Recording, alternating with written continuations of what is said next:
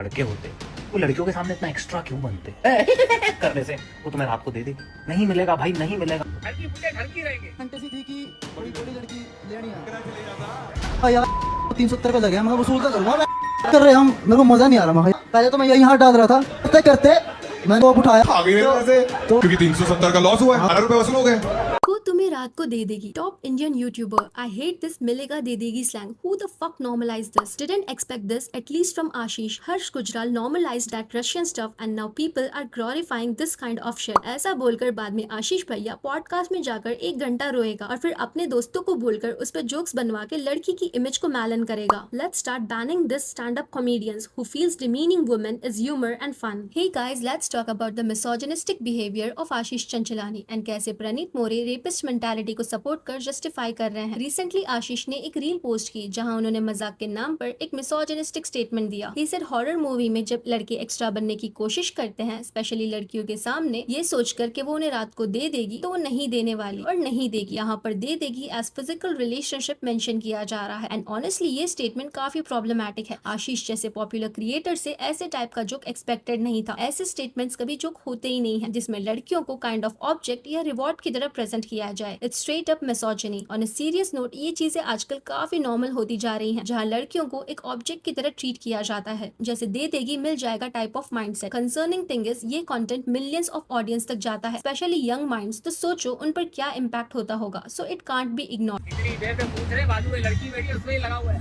हम रंग से डिवाइडेड लेकिन नीयत वही खोट भरी। घर की बुढ़े घर की रहेंगे। आशीष ने इससे पहले भी एक फॉरेन ट्रिप पर एक ओल्ड एज टूरिस्ट गाइड को डिसरेस्पेक्ट किया था। आशीष का कहना था वो अंकल सिर्फ लड़की से बात कर रहे थे जो उनके पास बैठी थी एंड आशीष को प्रॉपर रिप्लाई नहीं कर रहे थे। आशीष सेड हम बस कलर्स से डिवाइडेड हैं, बाकी अंदर से सब वही है। आशीष ने लिटरली उस अंकल को थड़की बुड्ढा कहकर रेफर किया, जो कि काफी डिसरेस्पेक्टफुल था। जब फैंस ने उन्हें कॉल आउट किया, आशीष का कहना था कि मैंने परमिशन ली है, डेफिनेटली वीडियो बनाने की परमिशन ली होगी, हिंदी में बेइज्जती करने की नहीं। ऑडियंस के एक सेक्शन का कहना है कि आशीष उस टाइप के लड़के हैं जो लड़कियों के सामने तो स्वीट बिहेव करते हैं बट उनके दिमाग में वही दे देगी नहीं देगी टाइप ऑफ मेंटालिटी चल रही होती है। एंड स्ट्रेंजली 2026 में these type of jokes are new normal, specially कुछ सो कॉल्ड कॉमेडियंस के थ्रू, जहां लड़कियों को ऑलमोस्ट एक एक्सेस या वैलिडेशन ऑब्जेक्ट की तरह दिखाया जाता है। आयरन इज लेटेंट कंट्रोवर्सी के टाइम आशीष ने बोला था कि वो कुछ ऐसा नहीं बोलते और ना ही करते हैं, लेकिन उनके खुद के काफी जोक्स एक्सपोज होते रहते हैं जिससे क्रेडिबिलिटी पर क्वेश्चन उठता है और ये सब सिर्फ एक इन्फ्लुएंसर तक लिमिटेड नहीं है। कुछ दिन पहले प्रणीत मोरे के लाइव शो में भी सेम टाइप ऑफ इंसिडेंट हुआ था and it went viral for all the wrong reasons. Pranit ने एक लाइव शो में क्राउड वर्क किया जहाँ यूजुअली ऑडियंस से इंटरेक्शन कर उनके साथ मजाक किया जाता है। वहाँ ऑडियंस में हिमांशु नाम के लड़के ने अपनी डेटिंग स्टोरी शेयर की विच वाज वेरी कंट्रोवर्शियल। यार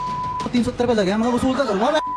हिमांशु सेट उनकी फैंटेसी थी किसी बड़ी लड़की की लेने की, सो वो डेट पर गए थे। यहाँ पर प्रणीत कहते हैं कि आगरा से ले जाता कोई आंटी टाइप मिल जाती। हिमांशु कहता है वो लड़की को अपने एरिया में ले गए, उसको चिकन बिरयानी खिलाई जो अराउंड 370 की थी और घूमने के बाद जब लड़की ड्रॉप के लिए कहती है, इस पर हिमांशु का रिएक्शन था तो मेरे 370 का लॉस हो गया एंड ही सेट 370 लगे हैं मैं वसूल तो करूंगा। यार 370 पे लगे मैं वसूल तो करूंगा। इस पॉइंट पर ऑडियंस हंस रही थी। प्रणीत हिमांशु को हाइप करते हुए बोलते हैं peak Gurgaon content. Himanshu said लड़की ने उनको उस टाइप का हिंट दिया एंड वो पहले से ही चार्ज थे। यहाँ पर प्रणीत उनको और पुश करते हुए कहते हैं कि हाँ 370 का जो लॉस हुआ है कम से कम 12 रुपए तो वसूल होंगे ही and he was laughing. Video में क्लियरली दिख रहा था कि प्रणीत जोक्स को सिर्फ एंजॉय ही नहीं कर रहे बल्कि पार्टिसिपेट भी कर रहे हैं। इतना ही नहीं, उस सेगमेंट में प्रणीत ने उस लड़के को 5000 का रिवॉर्ड भी दिया बिकॉज उनको इंटरेक्शन काफी फनी एंड एंटरटेनिंग लगा। लिटरली यहाँ पर हिमांशु ने कुछ ऐसी प्रॉब्लमैटिक चीजें बोली है जो मैं वीडियो में डिस्क्राइब भी नहीं कर सकती। वो ऐसे स्टोरी एक्सप्लेन कर रहा था जैसे कोई सी ग्रेड मूवी हो with a lot of abusive language and यहाँ पर प्रणीत मजे में इंटरेस्ट ले रहे थे विद क्यूरियोसिटी। कुछ स्टेटमेंट तो इतने कंट्रोवर्शियल थे कि उन पर बीप लगा दिया गया था। पूरा क्राउड इस मूवमेंट पर हंस रहा था एंड इवन प्रणीत भी एग्रेसिवली हंस रहे थे। They were all enjoying as if किसी ने ओजी कॉमेडी कर दी हो। राधा नाम की एक इन्फ्लुएंसर ने इसको कॉल आउट किया क्योंकि ये सिर्फ एक हार्मलेस कॉमेडी नहीं थी। नैरेटिव एक ऐसे डायरेक्शन में जा रहा था जहाँ डेट का कॉस्ट डायरेक्टली लड़की की वैल्यू या रिटर्न से कनेक्ट हो रहा था, जैसे लड़की का रेट लगाया जा रहा हो। अगर आप किसी लड़की के साथ डेट पर जा रहे हो, डिनर करा रहे हो और ये सोच रहे हो कि उसका कॉस्ट आपको लेकर मिल जाएगा, तो ये डेंजरस माइंडसेट है बिकॉज इनडायरेक्टली ये ट्रांजैक्शनल थिंकिंग एंड ऑब्जेक्टिफिकेशन है। राधा ने तो यहाँ तक कहा कि ये रेपिस्ट मेंटालिटी है। नहीं, ये पीक रेपिस्ट कंटेंट। जब कंट्रोवर्सी का लेवल बढ़ गया तो प्रणीत ने साइलेंटली वीडियो से उस पर्टिकुलर क्राउड वर्क को ट्रिम कर दिया, बट स्टिल उन्होंने इशू को एड्रेस नहीं किया। जब कॉन्स्टेंटली उनको कॉल आउट किया जाने लगा तब जाकर प्रणीत ने एक स्टेटमेंट रिलीज किया। I've seen the criticism regarding a recent crowd work clip. The comments made by the audience members do not reflect my views. Looking back, I should have challenged the remark instead of laughing and moving on. That was a lapse of judgment on my part. Live crowd work often involves reacting in real time, but that's not an excuse. I take the feedback seriously and will be more thoughtful in how I handle similar situations going forward. We have also removed the video from all our platforms as I don't want to amplify or normalize those views. I appreciate everyone who raised their concern respectfully. I sincerely apologized for whatever happened and I'll take this as a lesson forward. I accept that I could have handled this better and I'll be